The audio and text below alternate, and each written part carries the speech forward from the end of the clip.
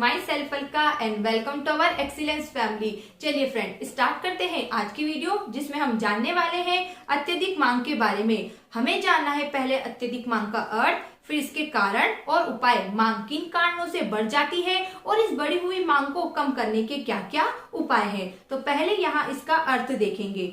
लिखा है, पूर्ण रोजगार के स्तर के लिए जितनी सामूहिक मांग की आवश्यकता होती है उससे अधिक जो मांग होती है उसे अत्यधिक मांग कहते हैं। मतलब रोजगार का स्तर बनाए रखने के लिए जितनी मांग की आवश्यकता होती है, जब मांग उससे अधिक हो जाती है तो इसे अत्यधिक मांग कहते हैं। आप ऐसे भी इसकी डेफिनेशन लिख सकते हो फ्रेंड्स कि हमारी अर्थव्यवस्था में जब पूर्ति कैसी होती है, कम, और मांग कैसी हो जाती है, अधिक, तो इस स्थिति को भी अत्यधिक मांग कहा जाता है।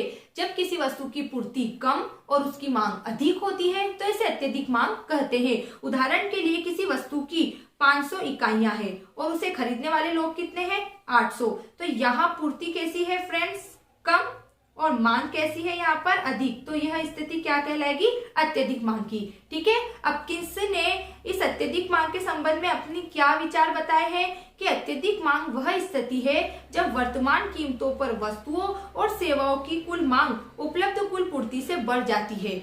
जो वस्तुएं हैं हमारे देश में, ठीक है, तो मांग उनकी पूर्ति से जब अधिक हो जाती है तो उस स्थिति को अत्यधिक मांग कहेंगे। वही बात जो अभी हमने समझी थी। ठीक है फ्रेंड्स, अब हम देखते हैं इसके कारण। अत्यधिक मांग के कारण, अगर आपसे पूछ लिया जाए अत्यधिक मांग के मौद्रिक कारण बताइए, मौद्रिक मतलब मुद्रा से संबंधित कारण, तो भी आपको यही पॉइंट्स लिखने हैं। इसके अलावा अत्यधिक मांग के जब कारण पूछा जाए तो आप उपभोक्ता की आय वाला पॉइंट इसमें लिख सकते हो, वस्तु की कीमत वाला लिख सकते हो। उपभोक्ता की आय मतलब जैसे जैसे उपभोक्ता की आय बढ़ती है वैसे वैसे वह किसी वस्तु की मांग अधिक करने लगता है। जब किसी वस्तु की कीमत कम होती है तो उसकी मांग अधिक होने लगती है। तो ये आप अत्यधिक मांग के कारण में लिख सकते हो। लेकिन जब हमसे मौद्रिक कारण पूछ लिया जाए तब हमें मुद्रा से संबंधित पॉइंट्स ही बताने हैं, जैसे घाटे की वित्त व्यवस्था, सरकारी नीति, नवीन तकनीक और बैंकों की साख नीति। ये मुद्रा से संबंधित वाले पॉइंट है, इसलिए इसे मौद्रिक कारण कहा जाता है। ठीक है फ्रेंड्स, तो एक एक करके इन चारों पॉइंट का अर्थ जानते हैं। फर्स्ट यहाँ जानते हैं बैंकों की साख नीति। इसमें लिखा है, अत्यधिक मांग में वृद्धि का एक कारण बैंकों द्वारा व्यापारियों व उत्पादकों को विनियोग हेतु चालू बचत दर से अधिक ऋण के रूप में वित्त प्रदान करना होता है। बैंक ही ऋण देती है व्यापारियों को, आम व्यक्तियों को, उद्योगपतियों को, सभी को।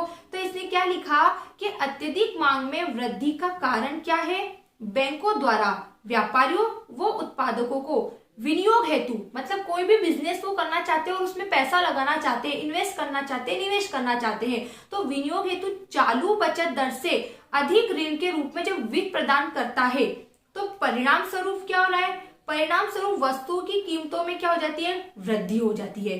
परंतु इस वृद्धि से सामूहिक मांग कम नहीं होती, क्योंकि कुछ समय पश्चात विनियोग व्यय में वृद्धि के द्वारा बढ़ी हुई कीमतों के अनुपात में मौद्रिक आय में वृद्धि हो जाती है। इस प्रकार यह प्रक्रिया चलती रहती है।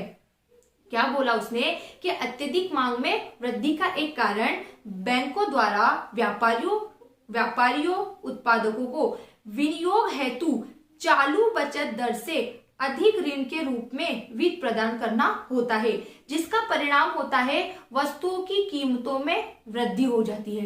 तो वस्तु की कीमतों में वृद्धि हो गई, तो यहाँ हम समझ रहे हैं कि वस्तु की कीमत में वृद्धि हो गई तो इसकी मांग कम होगी, लेकिन यहाँ ऐसा नहीं हो रहा है। वो बोल रहा है इस वृद्धि से भी सामूहिक मांग कम नहीं होती, क्योंकि कुछ समय पश्चात विनियोग व्यय में वृद्धि के द्वारा बड़ी कीमतों के अनुपात में मौद्रिक आय में वृद्धि हो जाती है। इस प्रकार की प्रक्रिया चलती रहती है कि जहां बैंक व्यापारियों उत्पादकों को विनियोग करने के लिए क्या दे रहा है, ऋण दे रहा है, तो क्या कर रहे हैं, वस्तुओं का उत्पादन कर रहे हैं। तो जब उन्हें ऋण मिलता है तो वो वस्तु का उत्पादन करते हैं और उन्हें बढ़ी हुई दर से ऋण मिलता है, तो वस्तु की कीमत को क्या करते हैं, ऊंचा रखते हैं, मतलब उनकी कीमत अधिक रखते हैं। इससे भी सामूहिक मांग, जनता के द्वारा किसी वस्तु की जो मांग की जाती है वो कम नहीं होती है, क्योंकि व्यापारियों, उद्योगपतियों के साथ साथ आम नागरिक को भी बैंक से क्या मिलता है, पैसा मिलता है, तो वो भी उस ऋण के माध्यम से क्या करते हैं, उस बढ़ी हुई कीमत की वस्तु को भी खरीद लेते हैं, जिससे अत्यधिक मांग की स्थिति हमारी अर्थव्यवस्था में बनी रहती है। क्लियर। अब सेकंड देखो, सेकंड है यहाँ घाटे की वित्त व्यवस्था। इसमें हम पढ़ेंगे सरकार को जब युद्ध, प्राकृतिक संकट, विकास आदि के लिए अधिक साधनों की आवश्यकता होती है तो वह घाटे की वित्त व्यवस्था को अपनाती है।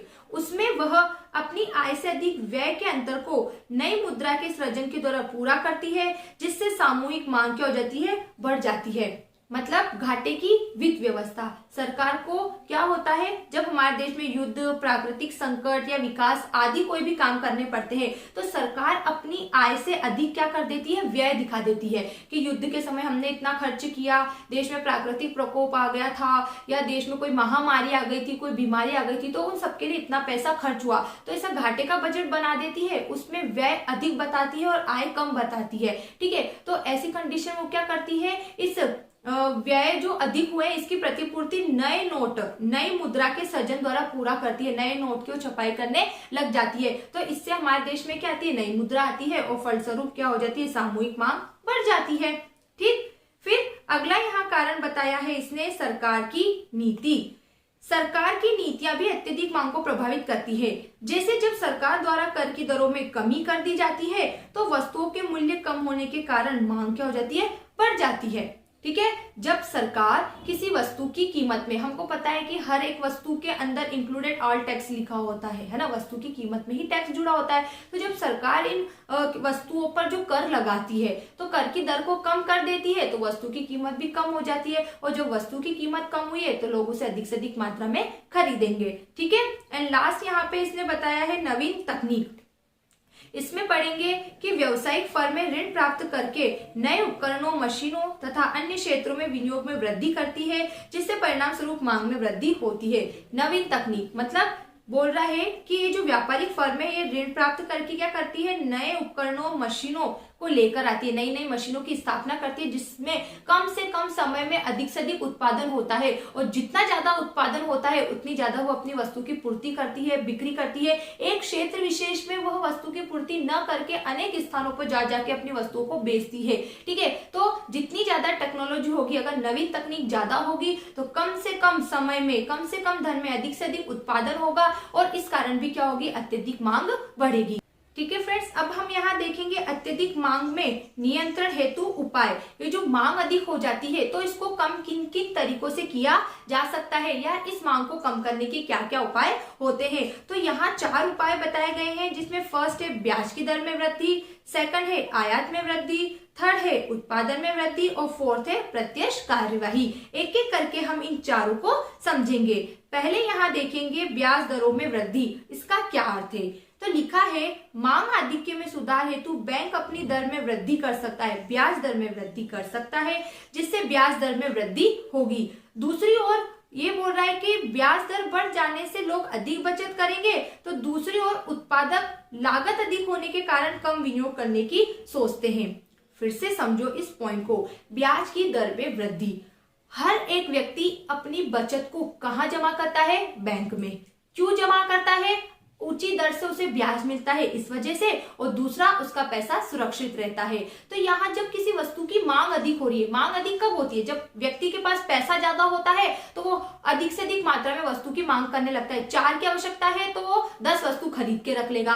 तो उसकी इस मांग को कम करने के लिए क्या किया है सरकार ने, कि ब्याज की दर में वृद्धि कर दिया। तो अब व्यक्ति अपनी बचत को खर्च न करके बैंक में जमा करेगा। तो फायदा ये हुआ है कि मांग एक सीमा तक कम हुई, तो नुकसान ये हो रहा है कि अब जो उत्पादक है वो वस्तु का क्या कर रहा है, उत्पादन करेगा, तो उसको लागत अधिक आएगी, है ना। लागत अधिक होने से वह कम विनियोग के बारे में सोचने लगता है। पहले मांग अधिक होती थी तो अधिक उत्पादन करता था, वस्तु की बिक्री करता था और पैसा कमाता था, रोजगार का स्तर भी बना रहता था, उत्पादन भी होता था। किंतु अब उसकी मांग कम हो रही है, वस्तु की मांग कम हो रही है, तो एक और उसके पास वस्तु का उत्पादन करके रखा हुआ है, वस्तु की बिक्री कम मात्रा में होती है, दूसरी ओर लोगों को रोजगार देने के लिए, है ना, उत्पादन कार्य जारी रखने के लिए उसे वस्तु को उत्पादन करना पड़ता है। तो ऐसा उत्पादन वो जब करता है तो उसे लागत अधिक आने लगती है।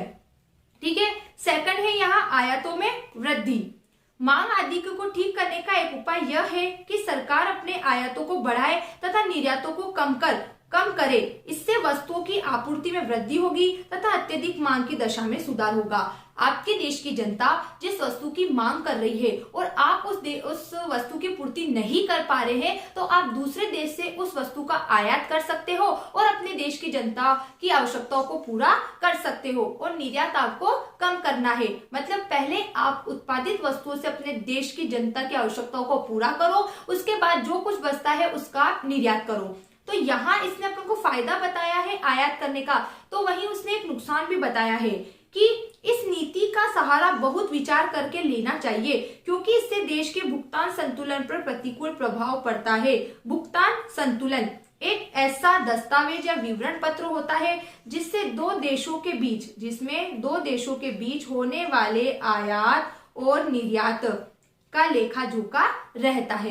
ठीक है फ्रेंड्स, आयात और निर्यात का कि एक देश दूसरे देश से कितना आयात कर रहा है, कितना निर्यात कर रहा है। तो यहाँ पे जब आप आयात कर रहे हो तो बहुत सोच समझ के कीजिएगा, क्योंकि इससे आपका भुगतान संतुलन असंतुलित ना हो जाए। प्रतिकूल का मतलब आपकी देनदारी ना बढ़ जाए। आयात तो कर लोगे लेकिन उसका पैसा कैसे चुकाओगे, क्योंकि जो भी देश आपको निर्यात कर रहा है तो आपको उस देश का भुगतान उसकी मुद्रा में ही करना होता है, तो आपको विदेशी मुद्रा चाहिएगी। ऐसी बहुत सारी समस्याएं आ जाती है। ठीक है फ्रेंड्स, थर्ड देखेंगे उत्पादन पे वृद्धि।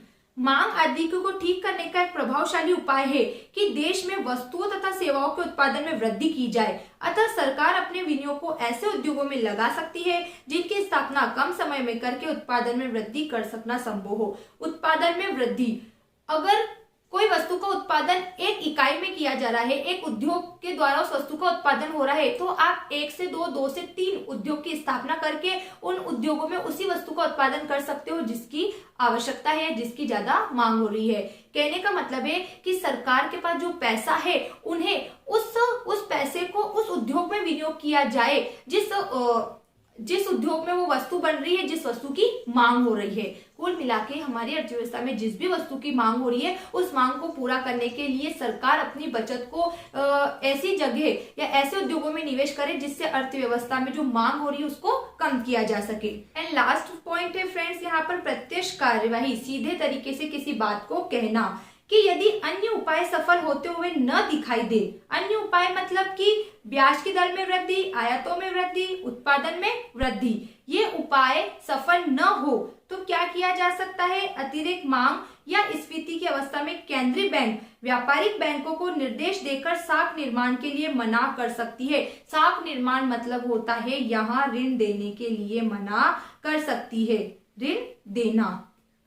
वो बोल रहा है कि अगर हम जो उपाय कर रहे हैं अत्यधिक मांग को ठीक करने के, वो उपाय सफल नहीं होते हैं तो हम प्रत्यक्ष कार्यवाही कर सकते हैं। हम का मतलब है यहाँ कि जो रिजर्व बैंक है, जिसे केंद्रीय बैंक भी कहा जाता है, ये बैंक जितने भी व्यापारिक बैंक है इन सबको ऋण देने के लिए मना कर सकती है या फिर ऊंची दर से ऋण देने का कह सकती है। क्योंकि अगर ऊंची दर से ऋण दिया जाएगा तो व्यक्ति कम से कम मात्रा में ऋण लेगा और कम से कम मात्रा में किसी वस्तु की मांग करेगा, और अगर वो मांग करना कम कर देगा तो अत्यधिक मांग को एक सीमा तक कम किया जा सकता है। ठीक है फ्रेंड्स, आया समझ में? अब अगर फिर भी कोई डाउट लगता है तो आप पूछ सकते हो। Thanks for watching this video, bye bye.